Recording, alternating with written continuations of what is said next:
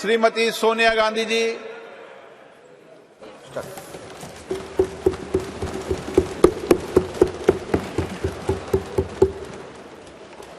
अध्यक्ष महोदय, आपने मुझे बोलने का इजाज़त दिया, मैं आपकी आभारी हूँ। भारतीय राष्ट्रीय कांग्रेस की तरफ मैं नारी शक्ति बंधन अधिनियम 2023 के समर्थन में खड़ी हुई हूँ।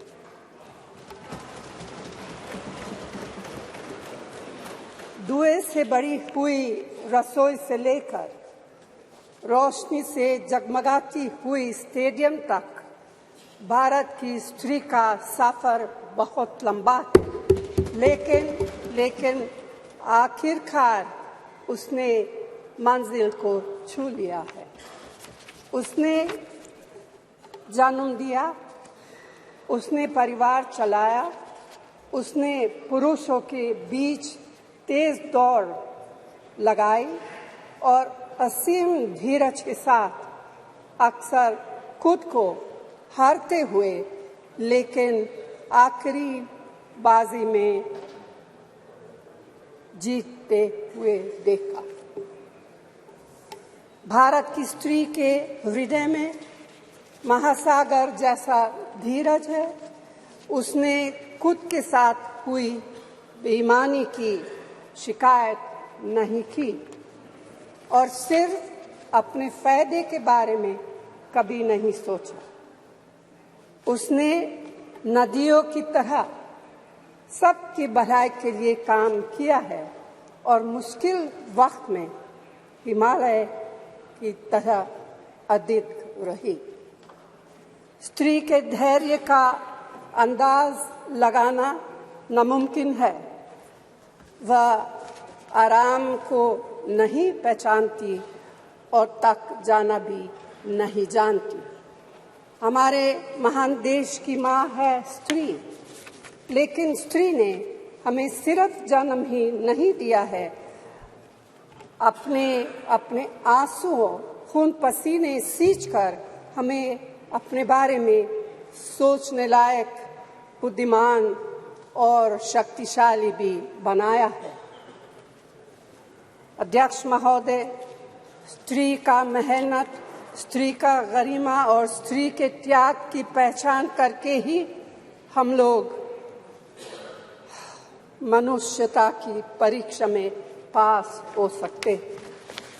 आज़ादी की लड़ाई और नए भारत के निर्माण के हर मोर्चे पर स्त्री पुरुष के साथ कंधे से कंधा मिलाकर लड़ी है। वह उम्मीदों, आकांक्षाओं, तकलीफों और घर गृहस्थी के बोझ के नीचे नहीं दबी।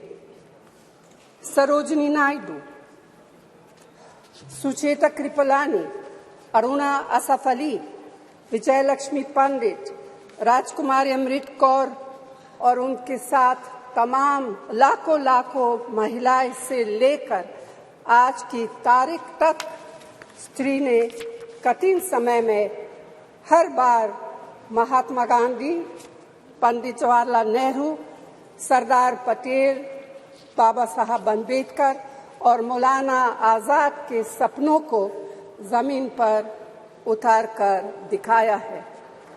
इंदिरा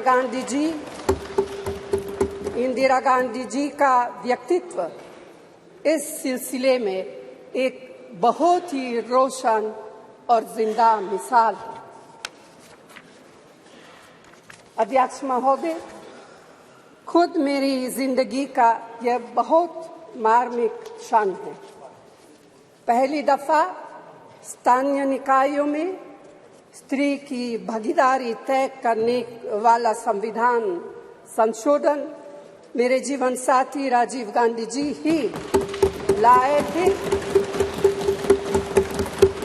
उन्होंने लाए थे जो राज्यसभा में 7 वोटों से गिर गया था। बाद में प्रधानमंत्री पीवी नरसिम्हा राव जी के नेतृत्व में कांग्रेस सरकार ने ही उसे पारित कराया। आज आज उसी का नतीजा है कि देश भर के स्थानीय निकायों के जरिए हमारे पास 15 लाख चुनी हुई महिला नेता है।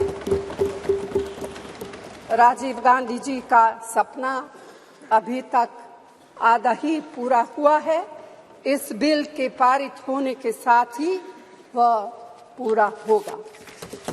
अध्यक्ष महोदय, कांग्रेस पार्टी इस बिल का समर्थन करती है। हमें इस बिल के पास होने से खुशी है, मगर इसके साथ साथ एक चिंता भी है। मैं एक सवाल पूछना चाहती हूँ।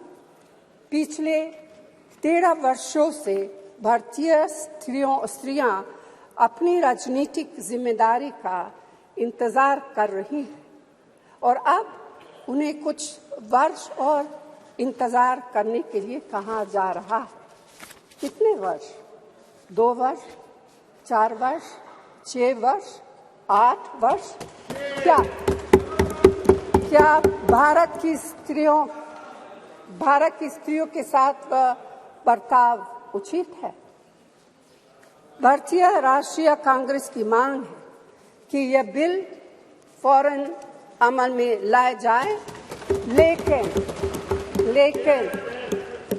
लेकिन इसके साथ ही कास्ट सेंसस कराकर शेड्यूल कास्ट,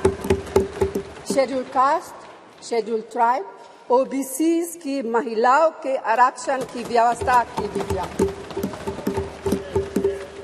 सरकार को इसे साकार करने के लिए भी जो कदम उठाने की जरूरत है वह उठाने ही चाहिए।